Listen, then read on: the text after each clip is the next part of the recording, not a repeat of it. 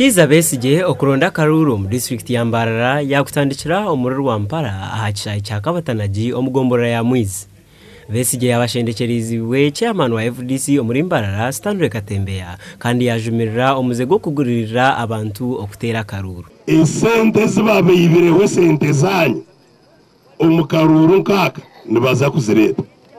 nibaza kuzireta kukinga nkai aha maisho ugaruko ubohereze bagumene bagiraki ndibakwiba iwe toyebuza omuntu orukwenda kukorera nabasa kushashura ngurira ka kukorera.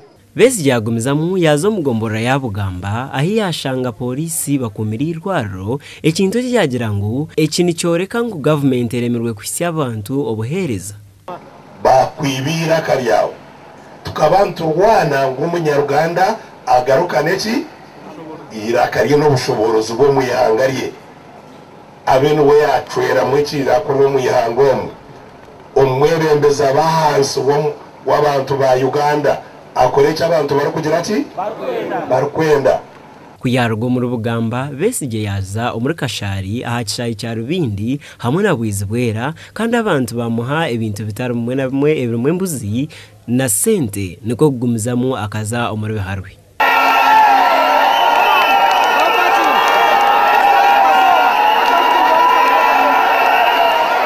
Okuyarugayo yeija omutawuni ya Mbarara konka kuyahika aha mayiri 2 ebyengenda byashanyarara kweza kire karingwa ahabwa abantu okumutangirira aha nkuto.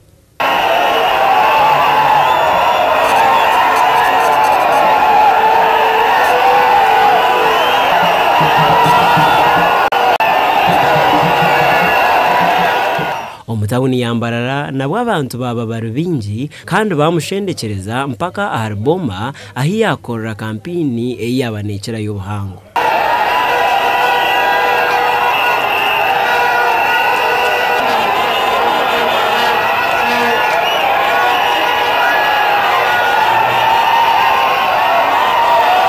Besigye yashaba abanyambarara okuteera Akaruuru kabo omu businge kandi bagaruke bakakuumeje babase kwegarurira obushoborozi obwihanga lyabo.